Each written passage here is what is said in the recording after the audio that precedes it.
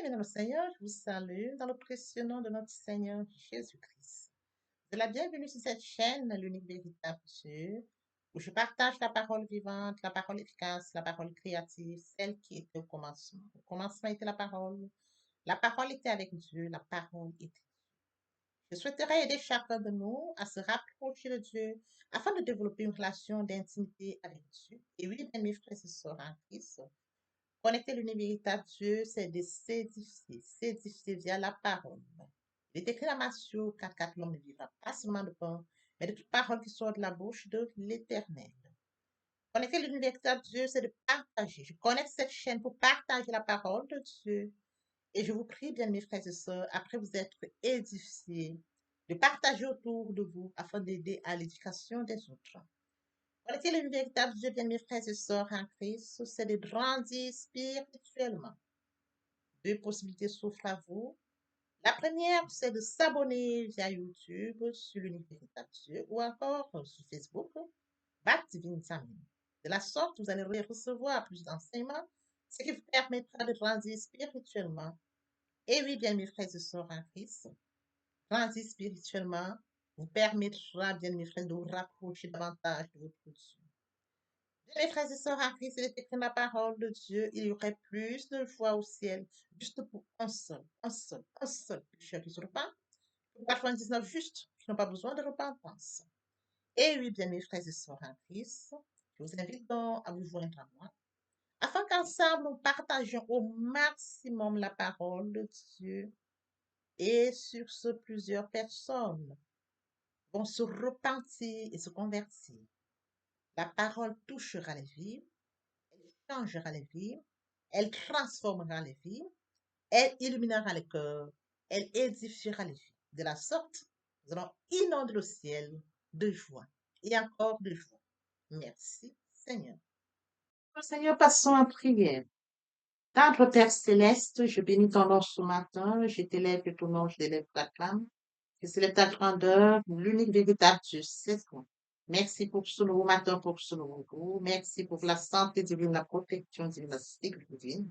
Comptez parmi les vivants, nous sommes infiniment reconnaissants. Esprit Saint, viens sanctifier les lieux. Dresse autour de moi un mur de feu afin de noyer toute influence négative qui pourrait nuire à ma prière, à sécuriser là. Conduis-la afin qu'elle parvienne agréablement aux oreilles de mon Dieu. Merci, Saint-Esprit. Père, je te dis merci pour ce moment précis et précieux que tu me donnes de venir honorer à ce rendez-vous partager ta parole. Qu'elle te change les vies, qu'elle transforme, sauve, illumine les cœurs, tu sais le faire. L'honneur, la gloire et l'adoration te reviennent pour les siècles des siècles. Au nom puissant de Jésus-Christ, je t'écris. Amen. Bien, mes frères et sœurs en Christ dans le Seigneur, il est écrit dans Apocalypse 1:8, je suis l'alpha et l'oméga, dit le Seigneur. C'est lui qui est, qui était, qui vient, le Tout-Puissant. Il est bien évidemment écrit dans Somme 156 que tout ce qui respire loue l'Éternel, oui, l'Éternel. Exode 15:11, qui est comme toi parmi les dieux éternels, qui est comme toi, éclatant de sainteté digne de louange, opérant des prodiges. Frères et sœurs, Christ dans le Seigneur, aujourd'hui, nous allons partager notre enseignement, la louange, le point qui captive notre attention ce matin. C'est bien fait. Permettez-moi d'aborder un point très important, celui de mourir en soi et d'être en Christ via la repentance et la conversion. Nous étions de l'homme, loin du Père, loin de la source, loin de tout mieux amour. Par la grâce de Dieu, nous sommes repentis et convertis. Qu'en est-il de notre prochain? Mon prochain est une créature merveilleuse, admirable, unique, loin du Père, loin de son premier amour. Il est écrit dans la parole de Dieu, mon peuple périt, faute de connaissance. Conscient de ce fait, je vous prie de vous joindre à moi afin qu'ensemble nous partageons la parole. La parole les atteindra, ils vont s'édifier, ils reviendront au Père via votre canal, ils vont se repentir et se convertir. De la sorte, nous allons inonder le ciel de joie et encore de joie. Je consacre la deuxième partie de mon enseignement à cela, où j'apporte plus de détails pour ce qui est de la repentance et la conversion, et je fais suivre de la prière. La troisième partie fait suite à la deuxième. Il est question de la nouvelle vie. Les choses anciennes sont passées, parce que toutes choses sont devenues nouvelles. Oui, frères et sœurs en Christ, je suis le point de vie. Celui qui vient à moi n'aura jamais faim, celui qui croit en moi n'aura jamais soif. Sur ce, venons à notre enseignement de ce matin, la louange. Le point qui captive notre attention, c'est bien. Alors, frères et sœurs, avant d'aborder notre sujet, je voudrais bien que nous comprenions la louange est attribuée à qui? À un Dieu trois fois saint. À l'alpha, à l'oméga, le début, la fin de toutes choses. À celui qui a créé le contenant et le contenu. À celui qui dit dans sa parole. Je suis l'alpha et l'oméga. Le commencement et la fin. À celui qui a soif. À celui qui a soif. À celui qui a soif, je donnerai la source de l'eau de vie gratuitement. Ces versets la frère et sœur en Christ, nous élevons la louange. À partir du moment où nous avons compris la frère et sœur en Christ, nous aurons bien compris c'est bien fait du fait. À partir du moment où nous avons compris, frères et sœurs en Christ, qui est ce Dieu, nous comprendrons mieux encore c'est bien. Alors, sans plus tarder, comme mentionné au départ, les bienfaits de la louange qui captivent notre attention ce matin. La liste ne sera pas exhaustive, mais les points que nous allons aborder, frères et sœurs en Christ, nous permettront de comprendre les bienfaits qui en découlent de la louange. Alors, comme premier bienfait, la louange conduit à la victoire. Oui, frères et sœurs en Christ, quand nous louons Dieu, nous sommes victorieux. Nous triomphons. Nous célébrons le fait que la victoire a été gagnée. Nous nous joignons au triomphe. Il est écrit dans 2 Corinthiens 2,14. Grâce soit rendue à Dieu qui nous fait toujours triompher en Christ et qui repart par nous en tout lieu l'odeur de sa reconnaissance. Nous sommes reconnaissants.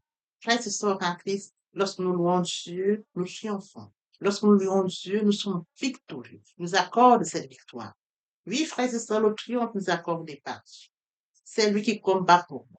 Voilà pourquoi, frères et sœurs, en Christ, lorsque nous louons Dieu, nous recevons ses biens. Qu'en est-il d'un deuxième point? La louange déclenche la vengeance. Dieu va prendre notre vengeance. Il est écrit dans Psaume 149, 6, 7, que les louanges de Dieu soient dans leur bouche et le glaive à deux tranchants dans l'homme pour exercer la vengeance sur les victoires, pour exercer la vengeance sur les nations, pour châtier les peuples, pour lier tous les rois avec des chaînes et leurs grands avec des sept de fer, pour exécuter contre eux le jugement qui est écrit. C'est une gloire pour tous ces fidèles. Louer l'Éternel. Frères et sœurs en Christ, lorsque nous louons l'Éternel, nous sommes victorieux. La louange que nous élevons à Dieu déclenche la vengeance. Il va nous venger, frères et sœurs en Christ. Il est écrit dans la parole de Dieu, frères et sœurs en Christ, ne vous vengez pas vous-même. Il faudrait que nous sachions que lui, il est le Dieu de vengeance et de rétribution. C'est lui qui est bien chargé de nous venger. Frères et sœurs, si nous allons en vengeance, ce sera que lui. Dieu sait comment nous venger. Alors, lorsque nous louons Dieu, la louange déclenche la vengeance. Comme autre point, la louange prépare l'intercession surnaturelle. Il est écrit dans Somme 50. C'est lui qui offre pour sacrifice des actions de grâce, me glorifie, et à celui qui veille sur sa voie, je ferai voir le salut de Dieu. Oui, frères et sœurs en Christ, la louange permet la louange prépare à une intersection surnaturelle. À partir du moment où nous louons Dieu, frères et sœurs en Christ, nous allons passer d'une étape à l'autre. Nous allons passer dans le surnaturel. Frères et sœurs en Christ, grâce à notre louange, nous passons là. La louange a fait obtenir la victoire complète de leur ennemi. Et oui, frères et sœurs en Christ, l'autre texte qui nous permet de comprendre est celui de Chroniques 20, 21, 22. Je suis d'accord avec le peuple. Il nomma des chantres qui, revêtus d'ornements sacrés et marchant devant l'armée, célébraient l'Éternel et disaient, louez l'Éternel car sa miséricorde durera toujours. Au moment où l'on commençait les chants de louange, l'Éternel plaça une embuscade contre les fils d'Amon et de Moab, et ceux de la montagne de Si, qui étaient venus contre Juda. Ils furent battus. La louange a permis que le peuple de Josaphat puisse gagner. Oui, frères et sœurs en Christ, la louange leur a fait obtenir une victoire complète sur leurs ennemis. Ces ennemis se sont tournés contre eux-mêmes. Ils se sont battus contre eux-mêmes. Voyez-vous, Voyez-vous, d'où la louange peut permettre que nous puissions être vainqueurs. Le cas ici est celui du peuple de Josaphat. Ils ont appris qu'un peuple venait contre eux. Ils sont levés via le jeûne. Josaphat a organisé un jeûne. Les vieux, les jeunes, les enfants ont jeûné. Et Dieu a suscité ce prophète qui leur a dit, levez-vous. Ce n'est pas vous qui combattrez. C'est lui l'Éternel qui combattra. Ce jour-là, les instructions étaient données. Vous lèverez, vous monterez et vous regarderez. Vous allez regarder juste comment ils vont se battre entre eux. Et telle était la parole de Dieu. La parole s'est exécutée. Le peuple n'a pas battu. Le peuple n'a rien fait. Mais Dieu leur a accordé la victoire. Frères et sœurs en Christ, il est question de comprendre que lorsque nous levons la louange sincèrement vers Dieu, frères et sœurs en Christ, Dieu venge. Il venge pour nous. Autre point, par la louange, nous sommes comblés de foi, de grâce, de faveur et de bénédiction. Dans Somme 16, 9. Aussi mon cœur est dans la joie, mon esprit est dans l'allégresse et mon corps repose en sécurité. Voyez-vous, la louange nous comble de joie, une joie immense, une joie forte. La louange nous donne la grâce, la faveur et nous sommes bénis. Aussi, dans Acte 2, 26, aussi mon cœur est dans la joie et ma langue dans l'allégresse et ma chair reposera avec espérance. Autre point, par la louange, Dieu ôte notre fardeau et nous délivre de notre deuil afin que la gloire lui revienne au travers de notre louange. Il est écrit dans Somme 32, 13. Et tu as changé mes lamentations en allégresse. Tu as délié mon sac et tu m'as ceint de joie, afin que mon cœur te chante et ne soit pas muet. Éternel mon Dieu, je te louerai toujours. Oui, frères et sœurs en Christ, les lamentations étaient changées en joie. Les lamentations étaient changées en allégresse. Frères et sœurs en Christ, lorsque nous louons Dieu sincèrement, il change notre fardeau. Il nous délivre notre deuil, afin que nous puissions le glorifier et que la gloire lui revienne à lui et à lui seul. Comme autre point, la louange nous éloigne de Satan. Et oui, frères et sœurs en Christ, dans Somme 33, 1, juste réjouissez-vous en l'Éternel, la louange tient aux joie. Nous devons être joie. Nous devons reconnaître Dieu puissant, mettre en pratique sa parole. Comme il le dit, recommande ton sort à l'Éternel, mais en lui ta confiance, il agira. Le Dieu qui agit, oui, frères et sœurs en Christ, par la louange, nous sommes éloignés de Satan. Quel autre point? La louange nous glorifie. Par la louange, nous glorifions Dieu, car Dieu nous a donné une langue pour le louer.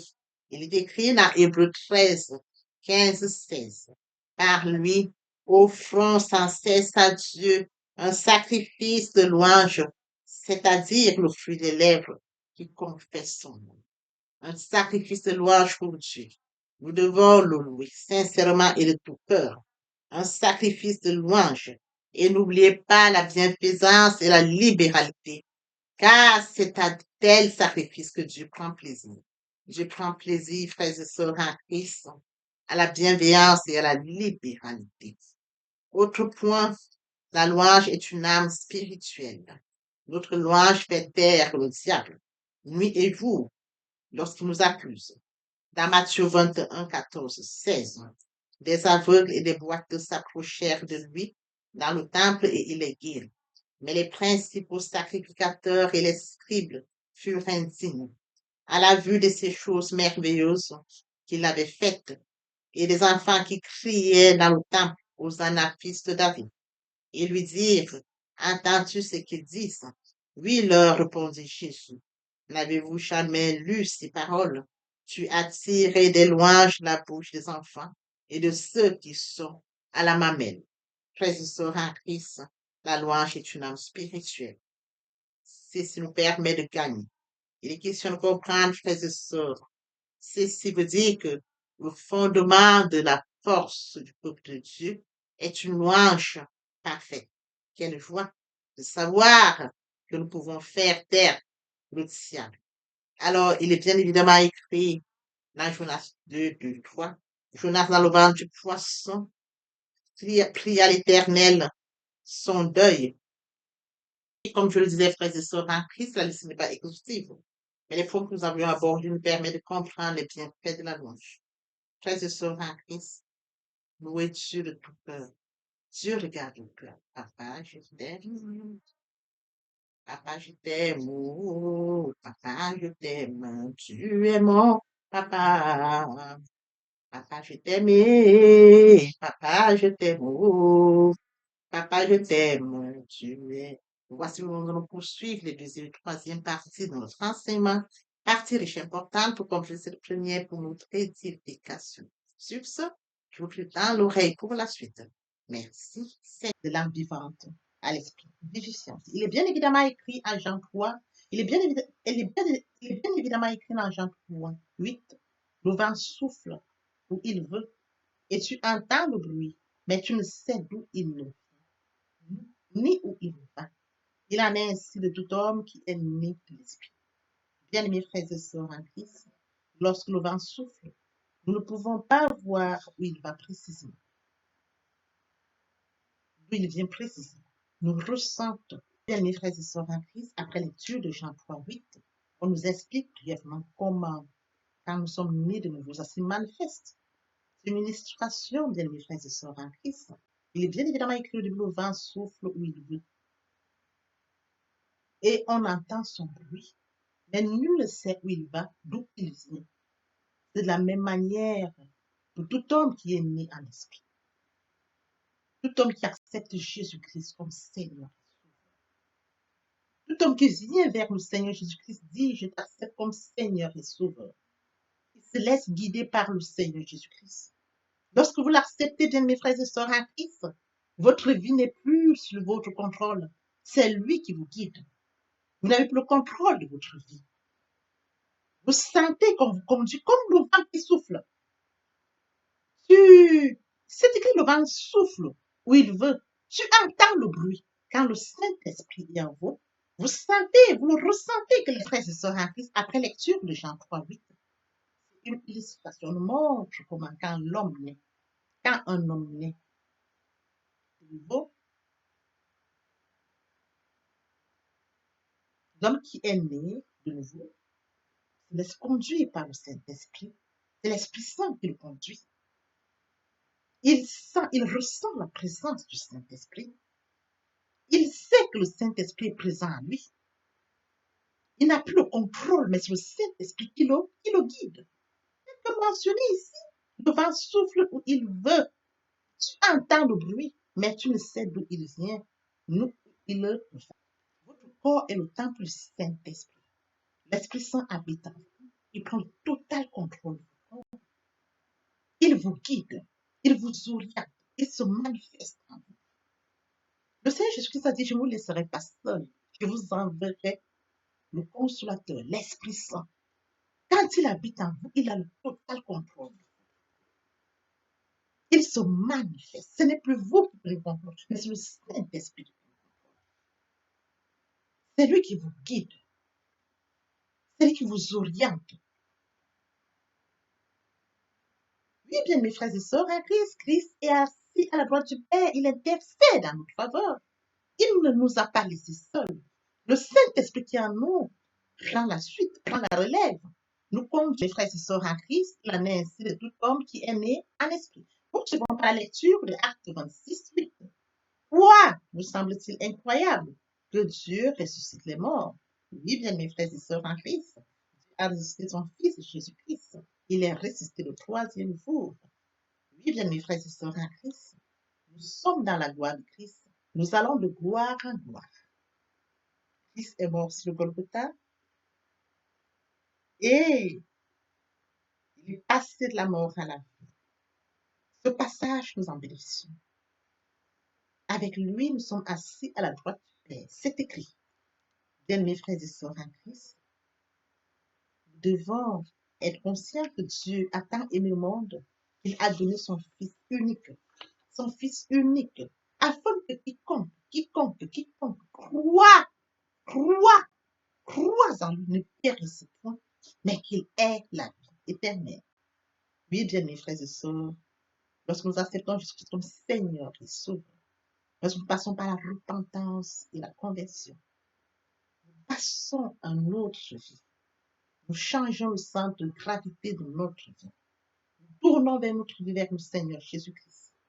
Nous laissons le contrôle de notre vie entre les mains du Seigneur Jésus-Christ. L'Esprit Saint prend le contrôle et se manifeste, tel que mentionné dans Jean 3:8. Le vent souffle où il veut, et tu entends le bruit, mais tu ne sais d'où il vient, ni d'où il va. Il en est ainsi de tout homme qui est né de l'Esprit. Ainsi de tout homme qui est né de l'Esprit. L'herbe sèche, la fleur tombe, mais la parole de Dieu demeure éternelle. Papa, je t'aime. Papa, je t'aime. Oh. Papa, je t'aime. Tu es mon papa. Papa, je t'aime. Papa, je t'aime. Oh. Papa, je t'aime. Tu es mon bien-aimé et mon Dieu. Et mon Dieu. Et mon Dieu. Oui, bien, mes frères et sœurs en Christ, le moment est venu pour nous de poursuivre avec les deuxième et troisième parties de notre enseignement. Partie qui vient de compléter cette première pour notre édification. Se repentir, c'est regretter, c'est sans vouloir, c'est pleurer. La repentance est un changement d'attitude, se détourner de son mal pour se tourner vers Dieu. Venez, plaidons, dit le Seigneur, si vos péchés sont comme le cramoisi, ils deviendront blancs comme la neige. S'ils sont comme la pourpre, ils deviendront comme la laine. Se convertir, c'est le fait de déplacer le centre de gravité de ma vie ancienne vers mon Dieu. Se convertir, c'est de croire en Jésus-Christ. En un mot, nous pouvons dire que la conversion accompagne la repentance. Lorsque les cœurs se convertissent, le voile est ôté. Or, le Seigneur, c'est l'Esprit. Là où est l'Esprit du Seigneur, là est la liberté. Toutes les personnes qui ne se sont pas encore engagées à suivre le Seigneur, pour ceux qui se sont engagés, et qui auraient, pour ceux qui se sont engagés, et qui auraient abandonné quelque raison que ce soit, le moment est venu pour nous, bien mes frères et sœurs en Christ, de passer en prière via cette chanson. Miséricorde insondable, Dieu peut-il tout pardonner? Absoudra coupable et mes péchés oubliés. Jésus, je viens à toi, tel que je suis, je viens à toi. Jésus, je viens à toi, tel que je suis, papa. Ah, répétez après moi la prière, Seigneur Jésus. Je m'engage à te suivre tes souffles. Je sais que tu es mort sur la croix de Golgotha. Le troisième jour, tu es ressuscité afin que je sois justifié. Merci, Père, pour l'œuvre de la croix. Merci pour l'amour que tu as manifesté au travers de ton Fils. Merci, Seigneur, pour le salut de mon âme. Merci pour avoir sauvé mon âme. Amen. Notre Père Céleste, merci pour les âmes précieuses. Merci pour l'engagement que tu leur donnes. Mon Dieu, mon roi, je te prie de veiller, conduire, afin qu'ils y restent. Dieu qui sait faire, qui peut faire, je laisse entre tes mains. L'honneur, la gloire, l'adoration te reviennent pour les siècles des siècles. Au nom puissant de Jésus-Christ, je t'ai prié. Amen.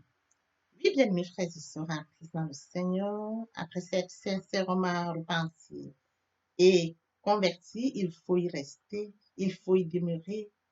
Comment le faire? Premièrement, invoquer le Saint-Esprit. L'Esprit Saint prendra contrôle durant la méditation. Poursuivra la lecture du verset ou du texte qui servira d'appui durant la méditation. Matthieu 4:4, l'homme ne vivra pas seulement de pain, mais de toute parole qui sort de la bouche de l'Éternel. Méditer la parole, c'est l'approfondir, c'est la mûrir, c'est aller en réflexion profonde. Ce livre de la loi ne s'éloigne point de toi. Médite-le jour et nuit. Que ce livre de la loi ne s'éloigne point de toi. Médite-le jour et nuit. C'est alors que tu auras du succès dans tes entreprises. C'est alors que tu réussiras. Suivra la réception, bien-aimés, lorsque nous donnons.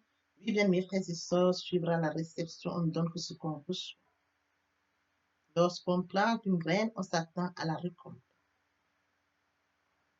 En louange la parole, en adoration la parole, en jeûne et prière la parole, déclarer la parole au moment opportun. Nous observons tout ça. Et oui, bien, mes frères et sœurs en Christ, après avoir médité la parole, nous devons recevoir la parole. Recevoir la parole via la foi. La foi est une ferme assurance des choses qu'on espère, une démonstration de celles qu'on ne voit pas. La foi vient de ce qu'on entend. Ce qu'on entend vient de la parole de Dieu, de par conséquent. La foi vient de la parole de Dieu. Recevoir la parole via l'obéissance. L'obéissance veut mieux que le sacrifice. Et l'observation de sa parole veut mieux que la rébellion. Après cela, bien aimé, il faut mettre en pratique la parole. On donne tout ce qu'on reçoit. Et oui, bien mes frères et sœurs en Christ, lorsqu'on plante une graine, on s'attend à la récolter. Et oui, bien mes frères et sœurs en Christ, lorsque nous plantons, nous attendons une récolte. En louange la parole, l'adoration la parole. Et oui, bien mes frères et sœurs en Christ, en louange la parole, à l'adoration la parole, en jeûne et prière la parole, déclarer la parole au moment opportun. Nous observons toutes ces étapes, nous verrons que nous allons grandir spirituellement, tout en gardant une relation d'intimité avec Dieu.